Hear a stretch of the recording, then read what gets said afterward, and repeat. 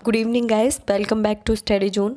CTET का जो syllabus है, फर्स्ट सब्जेक्ट है CDP, child development and pedagogy. उसका बहुत ही इंपॉर्टेंट टॉपिक है प्रिंसिपल ऑफ लैंग्वेज टीचिंग। से कम 3 या 4 क्वेश्चन आपके एग्जाम में देखने को मिलते हैं।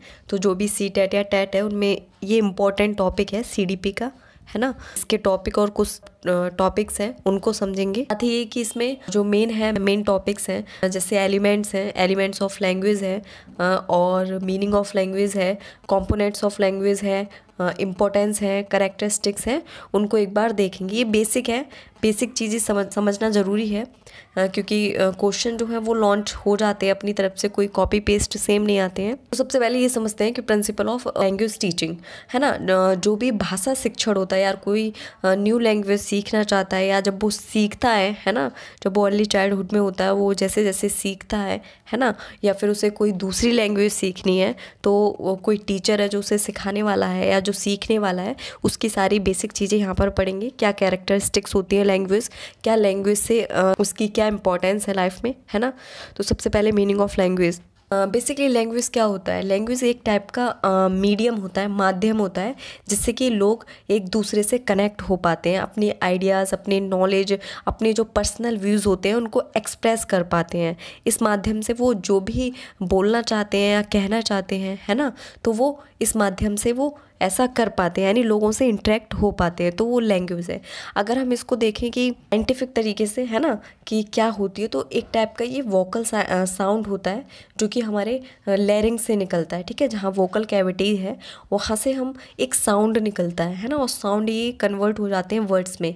हम जब कुछ वर्ड्स बोलते हैं, है ना, तो वो क्या होता है, वर्ड्स एक टाइप के साउंड होते हैं, और वहीं से क्या होता है कि एक सेंटेंस बनता है, और सेंटेंस का अपना एक मीनिंगफुल सेंटेंस बनता है। क्यों? क्योंकि एक वर्ड का अपना एक मीनिंग होता है। तो यहीं पर एक वर्ड से जुड़कर जब एक सेंटेंस बनता है, तो वो क्या हो गया, उसका एक मीनिंग बन गया, है ना। तो लोग क्या कर पाते हैं, एक दूसरे को वो इंटरेक्ट कर पाते हैं, अपनी मीनिंग चीज़ों को एक दूसरे से शेयर कर पाते हैं, ठीक है। तो वो क्या हो जाएगा, वो लैंग्वेज है। अगर इसके एलिमेंट ऑफ लैंग्वेज की बात करें कि लैंग्वेज के एलिमेंट क्या क्या होते हैं, तो वोकेबलरी मीन्स शब्द भंडार, कि जो भी वर्ड्स होते हैं, ठीक है। शब्द भंडार का मतलब है कि कोई भी जो शब्द है उसका अपना पर्टिकुलर एक मीनिंग होता है ना। कोई भी शब्द है उसका एक अपना पर्टिकुलर मीनिंग होगा, तो वो क्या है, वो एक वर्ड हो गया, यानी मीनिंगफुल वर्ड हो गया, जो वो किसी भी एक मीनिंग को डिनोट कर रहा है ना। तो वो क्या हो जाएगा, वोकेबलरी, है ना। ग्रामर की बात करेंगे तो ग्रामर क्या है, एक तरीके से रूल्स है ना। जिस सेंटेंस में हम कैसे वर्ड्स यूज़ करना है, कहाँ पर वर्ड्स, कौन सा वर्ड्स कहाँ लगाना है ना। एक तरीके से जो रूल्स है लैंग्वेज का, कौन इसको एग्जीक्यूट करता है, ग्रामर। क्योंकि हम ग्रामर से सीखते हैं सारी चीज़ें, कि सेंटेंस कैसे बोलना है, कैसे उसका स्ट्रक्चर बनना है, कौन सा वर्ड्स कहाँ पे इंक्लूड करना है, कहाँ पर हटाना है, तो वो कहाँ से सीखते हैं हम, ग्रामर से, है ना। फंक्शंस की बात करें तो लैंग्वेज के जो फंक्शंस हैं वो ट्रैक्शन करना, है ना, किसी से इंटरेक्ट करना, कम्युनिकेशन करना, और डायरेक्शन देना, है ना। तो ये बेसिक इसके फंक्शंस हैं। रीडिंग तो ये भी एक एलिमेंट है कि हम रीड करके भी लैंग्वेज से इंटरेक्ट करते हैं। स्पीकिंग बोलकर भी हम एक लैंग्वेज का ही यूज़ करते हैं, और राइटिंग और लिख करके भी हम एक लैंग्वेज का एलिमेंट है ना। Next, basic components of language. तो लैंग्वेज के कुछ बेसिक कंपोनेंट्स होते हैं, जैसे वोकेबलरी है ना, साउंड है, तो उसी तरीके से ये भी है ना। ये 5 है, ये भी इसके कंपोनेंट्स ही हैं। जैसे फोनोलॉजी है ना, मॉर्फोलॉजी है, सिंटैक्स है, सिमेंटिक्स है, और प्रैग्मेटिक्स है। तो ये क्या है, इसके बेसिक कंपोनेंट्स है। फोनोलॉजी में हम क्या पढ़ते हैं कि किसी लैंग्वेज में जो वर्ड्स यूज़ होते हैं उनका साउंड, ठीक है, साउंड स्टडी करते हैं, कि हाँ एक तरीके से साउंड सिस्टम सीखना, है ना। और मॉर्फोलॉजी का मतलब है वर्ड फॉर्मेशन, कि शब्द किस तरीके से बनाए जाते हैं, उनका क्या स्वरूप दिया जाता है, वर्ड्स को कैसे क्रिएट किया जाता है, ठीक है। फॉर्मेशन, है ना, किसी सेंटेंस में वर्ड्स को कैसे फॉर्मेट कर रहे हैं। सिंटेक्स का मतलब है स्ट्रक्चर, है ना, कोई सेंटेंस है उसका क्या स्ट्रक्चर है। सिमेंटिक्स का मतलब है मीनिंग ऑफ वर्ड्स और सेंटेंस, कि अगर कोई सेंटेंस है उसमें किस टाइप के वर्ड्स हैं और उनके क्या मीनिंग निकलते हैं। कभी कभी क्या रहता है, एक सेंटेंस में अगर एक वर्ड है तो उसके कई मीनिंग निकलते हैं, एक भी निकलता है और दो भी निकलते हैं। तो वो डिपेंड करता है कि सेंटेंस कौन सा है, उसको करके फिर उस वर्ड का मीनिंग होता है, ठीक है। प्रैग्मेटिक्स का मतलब होता है ओवरऑल, कि जो भी किसी सेंटेंस में जो सारी चीज़ें यूज़ होती हैं, कि वर्ड फॉर्मेशन, उसका क्या मीनिंग है ना, वो सब किस किस चीज़ का किस तरीके से यूज़ किया गया है, एक सेंटेंस में, है ना, किसी भी लैंग्वेज में, तो वो प्रैग्मेटिक कहलाया जाता है। Next, characteristics of language. Language की कैरेक्टरिस्टिक्स देखेंगे तो कम्युनिकेशन, तो सबसे पहले बेसिक जो कैरेक्टरिस्टिक्स है वो ये है कि हम कम्युनिकेट कर पाते हैं अपनी सारी चीज़ों को, अपने सारी नॉलेज को, अपने जो भी इमोशंस होते हैं हम दूसरों के साथ कम्युनिकेट कर पाते हैं, है ना, इंटरेक्ट कर पाते हैं। तो इसका पहला बेसिक कैरेक्टरिस्टिक्स है वेरियस साउंड सिम्बल्स, कि देखो जब भी हम लैंग्वेज में यूज़ करते हैं, जो भी लैंग्वेज में जो चीज़ें यूज़ करते हैं उसमें बहुत सारे सिंबल्स हैं, यानी हम साउंड से, यानी हम अपना जब एक साउंड निकालते हैं वोकल साउंड, तो उसका एक अपना एक मीनिंग रहता है ना। सिंबॉलिक की बात करेंगे तो इंडिया में कि बहुत सारे स्टेट है और हर स्टेट की एक सिंबॉलिक लैंग्वेज होती है ना। मराठी है, तेलुगु है, तमिल है, कन्नड़ है, गुजराती है, बहुत सारी होती है। तो वो क्या है, वो सिंबॉलिक हो जाती है कि इस स्टेट की ये है, यानी वो कल्चर डिफरेंट है तो दिखाता है कि हाँ उसका ये डिफरेंट टाइप की लैंग्वेज है ना। तो वो सिंबॉलिक हो जाती है वहाँ के लिए। फोनोलॉजिकल एंड ग्रामेटिकल सिस्टम, अभी फोनोलॉजिकल बताया मैंने, जहाँ पर साउंड है ना, साउंड की स्टडी करते हैं, जो भी वर्ड साउंड होते हैं उनका, और ग्रामेटिकल जो ग्रामर हम सीखते हैं, यानी कोई सेंटेंस है उसमें वर्ड्स को कैसे यूज़ करना है, कहाँ पर यूज़ करना है ना, क्या स्ट्रक्चर होना है, वो हम ग्रामर से सीखते हैं, ठीक है। Vocal sound speech is primary, क्योंकि देखो बेसिकली जब हम किसी से इंटरेक्ट करते हैं तो सबसे पहले हम बोल करते हैं, यानी साउंड करके करते हैं। ऐसा नहीं है कि कॉपी पेन लेके तब हम डायरेक्ट इंटरेक्ट करते हैं। नॉर्मली हम कैजुअली किसी से मिलते हैं, हमें कहीं पे कुछ भी पूछना होता है, कहीं रहना होता है, तो हमारा बेसिक और प्राइमरी मेन चीज़ क्या होती है कि बोलकर, है ना। तो बोलना यानी वोकल साउंड बहुत प्राइमरी चीज़ है। Words are different but emotions are purpose are same. देखो वर्ड्स जो होते हैं वो चेंज हो सकते हैं। अगर फॉर एग्जांपल हिंदी लैंग्वेज में अगर आपसे कोई पूछता है, कुछ भी पूछता है, एक सेंटेंस पूछता है ना, वो हिंदी में बोलेगा तो उसका वही मतलब है, और उसको अगर इंग्लिश में ट्रांसलेट करके बोला जाए तो सिर्फ उसके वर्ड्स चेंज हो गए, है ना, उसकी जो वोकल साउंड्स हैं वो चेंज हो गए, अदरवाइज उनका जो पर्पस होता है वो सेम रहता है। तो इसकी ये कैरेक्टरिस्टिक्स है लैंग्वेज की। Next, aim of language teaching. अगर लैंग्वेज टीचिंग के एम जानना है कि अगर किसी को टीचिंग कर रहा है, कोई टीचिंग कर रहा है, मीन्स कोई टीचर और वो लैंग्वेज टीचिंग कर रहा है, किसी को, किसी भी लर्नर को लैंग्वेज सिखा रहा है, तो उसके क्या एम होते हैं, है ना। तो सबसे पहले ability to understand the speaker's language, कि जो भी लर्नर है वो जो भी स्पीकर्स यानी जो उसको उसके सामने कोई बोल रहा है तो वो समझ पाए, वो उसके लिए एबल हो जाए कि सामने वाला जो स्पीच दे रहा है ना, सामने वाला जिस लैंग्वेज में बात कर रहा है वो उसको समझे, उसके मीनिंग को समझे।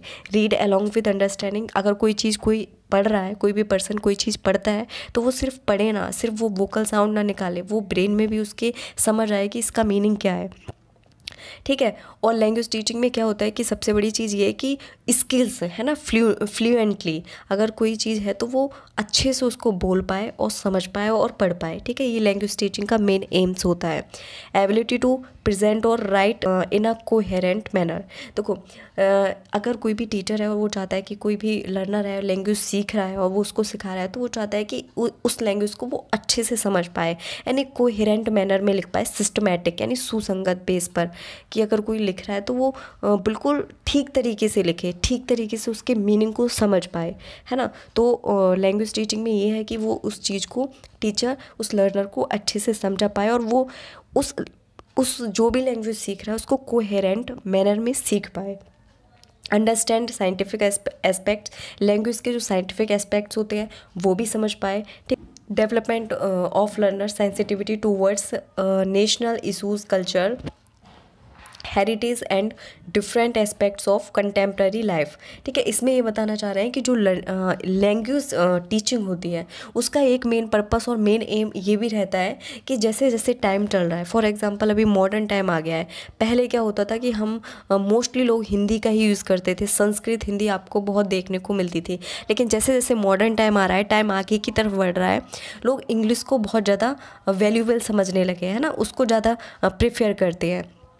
तो क्या है कि लैंग्वेज टीचिंग का ये भी एम रहता है कि जैसे जैसे टाइम बढ़ रहा है तो टाइम के अकॉर्डिंग भी लर्नर उस चीज़ से एजुकेटेड हो, यानी वो चीज़ भी सीखे, टाइम के अकॉर्डिंग उस लैंग्वेज को भी वो सीखे, next importance of language, language की जो इम्पोर्टेंस होती है यानी भाषा किस तरीके से लोगों के बीच में बहुत महत्व रखती है। सबसे पहले एक्सप्रेस द व्यूज़। देखो व्यूज़ कोई से भी हो, है ना, चाहे वो पर्सनल हो, चाहे वो इंटेलेक्चुअल हो, या फिर वो इमोशंस हो, फीलिंग्स हो, तो वो एक दूसरों को कैसे कनेक्ट करती है, भाषा जोड़ती है एक दूसरों को, है ना।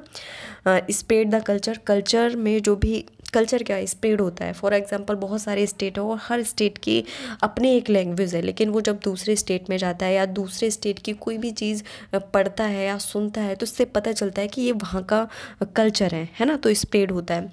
Help in convey of knowledge, knowledge का ऑब्वियसली कन्वे होता है, क्योंकि हम जो भी नॉलेज जानते हैं, जो भी हमें किसी चीज़ को कॉन्सेप्ट हमें दूसरों को समझाना है या नॉलेज जो भी जानते हैं वो दूसरों तक हम कैसे पहुँचाएंगे। एक भाषा माध्यम है जिसके माध्यम से हम लोगों तक वो नॉलेज कन्वे कर पाएंगे। नेटिव और नॉन नेटिव, देखो नेटिव और नॉन नेटिव का मतलब हो जाता है कि नेटिव जब कोई पर्सन अपनी चीज़ें यानी जब उसको अपनी फैमिली से मिलती है ना, सबकी फैमिलीज़ और एनवायरनमेंट अलग अलग होते हैं, है ना। तो जब कोई पर्सन अपनी मेन लैंग्वेज, फॉर एग्जांपल कोई इंडियन है और वो हिंदी बोल रहा है ना, तो उसका क्या हो गया कि वो नेटिव लैंग्वेज है कि वो सीखा है अपनी फैमिली से। नॉन नेटिव का मतलब है वो इंडियन है बट उसे फॉरेन लैंग्वेज सिखाई जा रही है ना, और वो सीखने की कोशिश कर रहा है और वो उसी एनवायरनमेंट में रह रहा है जहाँ पे उसे फॉरेन लैंग्वेज का वर्क है या वो उस एनवायरनमेंट में ही रह रहा है। तो क्या हो गया कि वो अपनी मेन भाषा को छोड़ के अदर भाषा को सीखता है ना, अदर लैंग्वेज में वो इंटरेक्ट करता है, तो वो नॉन नेटिव है। तो एक टाइप का ये भी इम्पोर्टेंस है, क्योंकि नेटिव या non native according to environment change करना पड़ता है। Next importance of English language in India, तो इंडिया में अगर इंग्लिश लैंग्वेज की बात करें तो इंग्लिश को लोग बहुत ज़्यादा ऑफिशियल मानने लगे हैं। हालांकि वो ऑफिशियल लैंग्वेज नहीं है, वो एक फॉरेन लैंग्वेज है, लेकिन लोग उसे ऑफिशियल मानने लगे हैं, एक स्किल मानने लगे हैं कि इंडिया में वो एक स्किल है ना, उसको बेस करके ऑफिशियल बना दिया गया है ना। यहाँ पे EFL और ESL मीन्स कि English as a foreign language, है ना, लोग इसको सीखते हैं, ठीक है। ESL मतलब English as a second language, है ना। देखो हिंदी लैंग्वेज का मतलब भी हो जाता है कि अगर हम इंडिया की बात करें तो हमारी मदर टंग हो जाती है कि वो हिंदी है ना। और अगर सेकंड लैंग्वेज की बात करें तो उनके लिए वो क्या करते हैं कि इंग्लिश लैंग्वेज प्रेफर करते हैं। तो इन दोनों के लिए EFL और ESL दोनों के लिए लोग कोचिंग भी करते हैं ना, कहते हैं ना कि स्पीकिंग कोर्स कर रहे हैं, इंग्लिश स्पीकिंग कोर्स, या फिर उस तरीके का एक्सेंट सीखना है ना, फॉरेन कंट्री जैसा। तो इसमें क्या है, इस तरीके से इंडिया में चीज़ें बढ़ती जा रही हैं। देखो सबसे पहले ये फॉरेन लैंग्वेज है ना, ये तो पता है कि इंडिया की नहीं है, ठीक है। Crucial role in building modern India, मतलब इंडिया में ये बहुत इंपॉर्टेंट चीज़ है कि मॉडर्न जो इंडिया है वो बिल्ड हो रही है इंग्लिश के बेस पे। हाँ, लोगों को लगता है कि वो एक स्किल्स है, इंग्लिश बोलना, इंग्लिश में सारी चीज़ें करना, तो वो डेवलप हो रही है। तो ये क्या हो गया, इंग्लिश एक तरीके से डेवलप हो रही है, इंग्लिश से जो है इंडिया डेवलप हो रही है। और तो पहले ये फॉरेन लैंग्वेज है ना, ये इंडिया की नहीं है। दूसरा crucial role in building modern India, मतलब इंडिया को डेवलप करने के लिए इंग्लिश हेल्पफुल है, ठीक है। ब्रिज टू कम्युनिकेट, क्या होता है कि कभी कभी फॉर एग्जांपल जो मान लो कोई उत्तर प्रदेश से है ना, कोई स्टेट से है और वो तमिल नहीं जानता, तेलुगु नहीं जानता, तो वो क्या करता है, एक बेस बना लेता है इंग्लिश का, है ना। आपने देखा होगा कि किसी से आप इंटरेक्ट करते हो, आप उस स्टेट की, जैसे उड़िया है या फिर बंगाली है, आप मराठी है नहीं बोल पाते हो तो आप डायरेक्ट इंग्लिश में बात करने लगते हो। क्यों? क्योंकि वो एक तरीके से ब्रिज का काम करती है, किसी से कम्युनिकेट करने के लिए, इंटरेक्ट करने के लिए आपको लगता है कि इंग्लिश एक बेस है, ब्रिज है, उससे आप बात कर सकते हो। तो ये बिल्कुल जनरली चीज़ है, हाँ ये बिल्कुल ट्रू है कि इंपॉर्टेंस है इस चीज़ का कि अगर हम किसी और लैंग्वेज के बारे में नॉलेज नहीं रखते हैं, हम नहीं बोल पाते हैं, ना समझ पाते हो, तो हम इंग्लिश से इंटरेक्ट कर लेते हैं। प्राइमरी और language of press internet to become technologies advance, देखो जो भी प्रेस इंटरनेट की बात करें या फिर हम जो भी इंटरनेट यूज़ करते हैं, कहीं पर देखना कि इंग्लिश जो है वो प्राइमरी लैंग्वेज है वहाँ की, सारी लैंग्वेज बाद में आती है, लेकिन जो प्रेफर होती है फर्स्ट लैंग्वेज वो इंग्लिश ही होती है ना।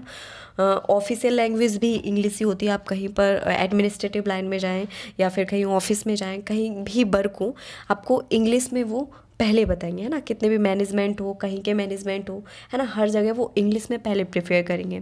दूसरा पब्लिशिंग में चाहे वो बुक्स हो, मैगजीन्स हो, न्यूज़पेपर हो, सबसे पहले वो इंग्लिश में जो होती हैं पब्लिश होती हैं, देन वो ट्रांसलेट हो जाती हैं अदर लैंग्वेज में और देन डिस्ट्रीब्यूट होती हैं। लेकिन फर्स्ट जो सबसे ज़्यादा इसमें देखा गया है एक सर्वे के उसमें कि इंग्लिश में सबसे ज़्यादा पब्लिशिंग होती है।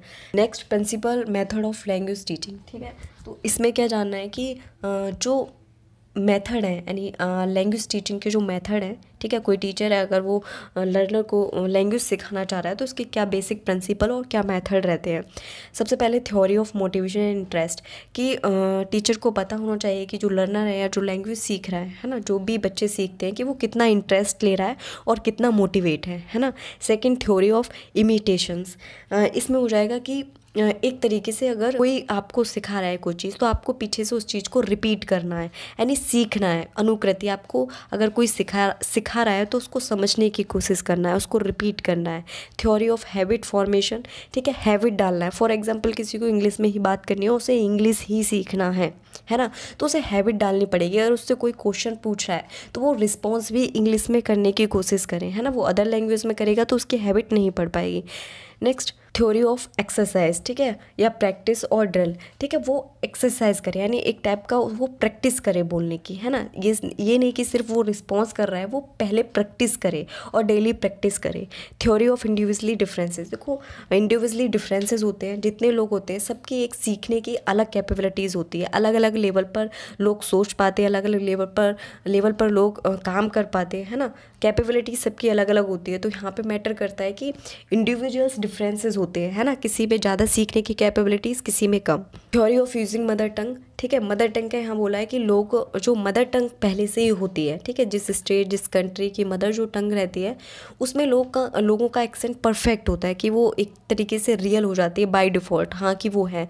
लेकिन जब वो अदर लैंग्वेज सीखते हैं तो उसमें भी कहीं ना कहीं वो रुकावट सी होती है मदर टंग, क्योंकि वो एक प्रैक्टिस में होती है, तो दूसरों की प्रैक्टिस उतनी ही ज़रूरी हो जाती है जितनी हमें अपनी मदर टंग की होती है ना।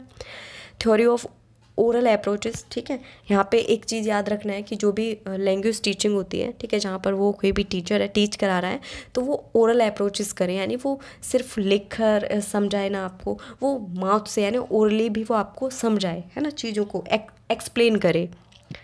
Theory of child centred learning, कि इसमें सबसे इम्पोर्टेंट जो चीज़ रहती है वो चाइल्ड सेंटर्ड लर्निंग रहती है। अगर कोई चाइल्ड है, कोई भी स्टूडेंट है, वो सीख रहे हैं, ठीक है, लैंग्वेज को, ठीक है, चाहे वो घर में चाइल्ड हो, चाहे वो कोचिंग में कोई स्टूडेंट हो, और वो कोई चीज़ सीख रहा है, नहीं लैंग्वेज सीख रहा है, तो उसके लिए वो क्या होना चाहिए, चाइल्ड सेंटर्ड, मतलब वो खुलकर बोल पाएँ, ठीक है। अगर चाइल्ड है या लर्नर है, अगर वो खुलकर उस चीज़ में नहीं बोल पाएंगे, नहीं प्रैक्टिस कर पाएंगे, ठीक है, अपनी क्यूरियोसिटी नहीं दिखा पाएंगे तो वो उतनी चीज़ें सीख भी नहीं पाएंगे, ठीक है। तो ये इसके जो हो जाएंगे वो प्रिंसिपल और मेथड ऑफ लैंग्वेज टीचिंग है।